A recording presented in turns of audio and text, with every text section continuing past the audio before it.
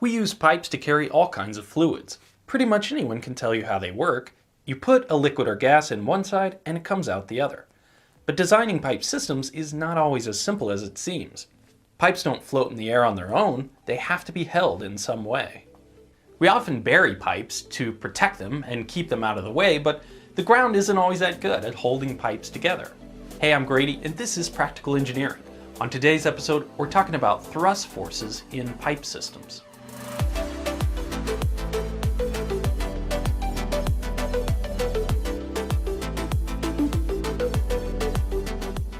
This video is sponsored by NordVPN. Visit nordvpn.com/practicalengineering to get 70% off a 3-year plan. More on that later.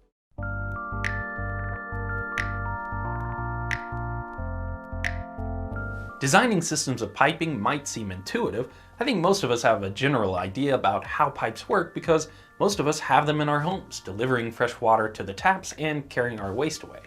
But the bigger a pipe gets and the more pressure it contains, the more complicated it becomes. Engineers design systems of pipes that can be enormous, sometimes big enough to drive a car through, and that can hold many times the pressure of your typical household plumbing. Those larger diameters and higher pressures create greater forces, and those forces need to be accounted for in design. There are two types of forces in pipelines that engineers need to consider: hydrostatic and hydrodynamic. Hydrostatic forces are the ones that don't require any fluid to be moving. They result just from the pressure within the pipe. A fluid's pressure is its force applied over an area. Pressure works in every direction at the same time.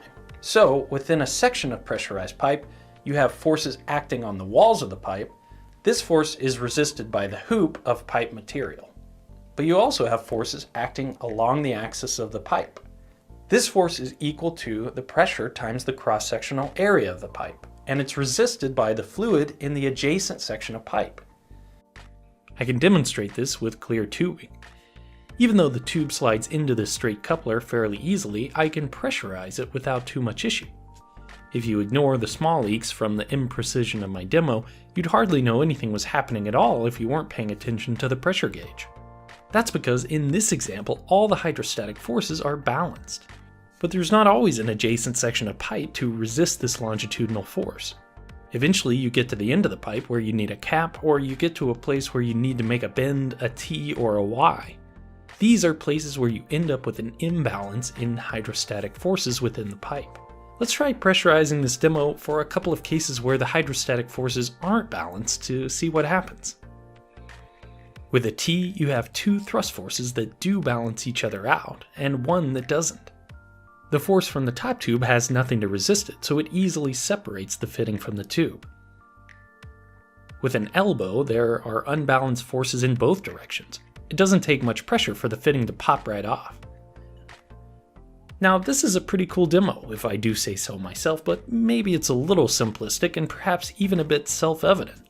Plus, it only shows the hydrostatic forces that occur within pipes. Actually, there's a pretty cool demonstration of both hydrostatic and hydrodynamic forces, a water rocket.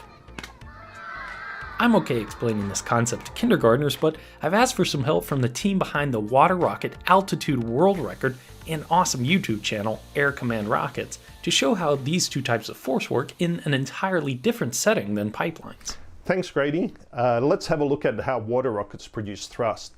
Now, it doesn't matter if you're a conventional rocket or a water rocket, your life is governed by the thrust equation, which is derived from Newton's second law. And here it is in its simplified form.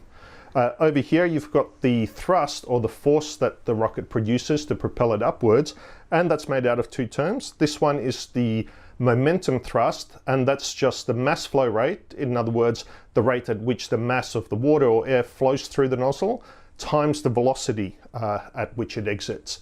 And over here is the pressure thrust, and that relates to the exit pressure versus the ambient pressure. So while the rocket is sitting on the pad, pressurized, this term is zero because there's no flow out of the nozzle, and so we end up with the pressure of the inside versus the outside times the nozzle's cross-sectional area, and that's the force of the rocket trying to get off the pad.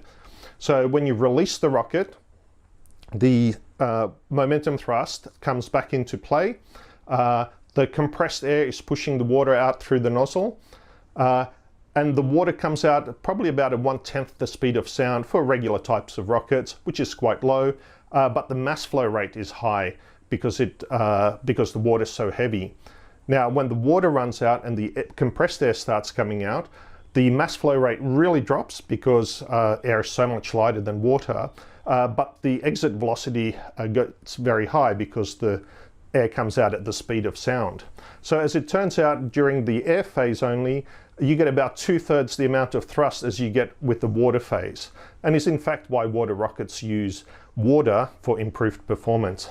Now, let's have a look at a couple of examples of the water rocket. This one's a low pressure one. This would be a typical one that you'd launch, and it produces about 100 newtons peak thrust. And this one over here is a high pressure one, if you really crank up the pressure. And this one generates about 2,500 newtons peak thrust, so that's a lot more. And here's what happens when you crank up the pressure too much. Okay, back to you, Grady, before we blow something else up.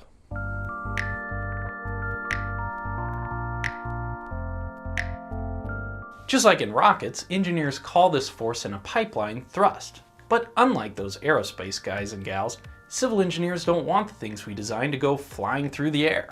We want our pipelines to stay put, which means in this case, thrust is a bad thing and must be resisted. I know what you're probably thinking after seeing all these demonstrations: just glue the joints. And I promise we're getting there, but the reality is that a lot of the pressure piping we use underground, particularly in municipal settings, such as water mains for drinking water and force mains for sewers, use push-on fittings. These joints use gaskets and tight tolerances to achieve a watertight seal, but they don't provide longitudinal restraint. The pipes can still slide fairly freely in and out of the joint. We use these types of push-on fittings because they're inexpensive, reliable, and most importantly, they're easy to install, speeding up the construction time, which benefits everyone, from the contractor to the owner to even the citizens waiting on the road to open back up after a main break. In plumbing, we use glue or threaded connections for pipes, but those options are a lot less feasible for certain types of large diameter pipes. But because push-on fittings don't offer any longitudinal restraint, we have to provide that restraint somewhere else. In most cases, that comes from burying the pipe. Encasing the line in compacted soil holds it in place to prevent the pieces from slipping apart. But it's not that simple. These pipelines can be under enormous pressure, sometimes 2 to 3 times the pressure at the tap in your house, and in some industrial settings, many times higher. Also, and this is straight from Geotechnical Engineering 101, soil isn't that strong. Anyone who's ever tried to walk through the mud knows this. So we rarely trust soil on its own to hold our pipelines together underground. Relying on soil for restraint is essentially asking the soil to be as strong as the pipe material. If it doesn't hold the pipe still against hydrostatic and hydrodynamic forces, you can get separation of joints and leakage from the pipes. Fixing this can be a huge endeavor, leading to loss of service and creating significant expenses. For water mains, it takes a maintenance crew closing traffic, excavating the line, repairing the damaged section, backfilling, and restoring the pavement. And although public works crews are awesome at this job, most people would agree that it would be better to avoid the need in the first place if possible. So what do? The classic solution to this problem is thrust blocks, masses of concrete that distribute thrust forces over a larger area against the soil. If you could make the subsurface invisible so you could see all the water mains below your city, it's a fairly sure bet that at each and every bend, T, Y, or reduction, there's an adjacent block of concrete, transferring thrust forces to the soil through the larger bearing area of the block so that the strength of the soil isn't exceeded. In fact, one very important job of a pipeline engineer is sizing the thrust blocks based on the type of fitting, test pressure of the pipe, and soil conditions at the site. But thrust blocks aren't a panacea for thrust forces in pipes.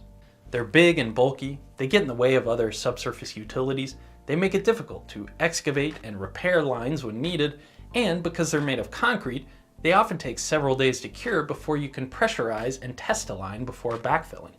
So the other way we deal with thrusts in pipelines is to take a cue from the plumbers and provide longitudinal restraint at the joints themselves. A wide variety of pipe fittings that can provide longitudinal restraint are becoming more popular. They're still usually more expensive than using concrete reaction blocks, but they have a lot of other benefits as described. Of course, in certain situations, it makes more sense to fully restrain a subsurface pipe. Most petroleum pipelines are fully welded at every joint, and you can fuse polyethylene pipe at joints as well. It's the engineer's job to decide what type of restraint is needed based on all the considerations involved.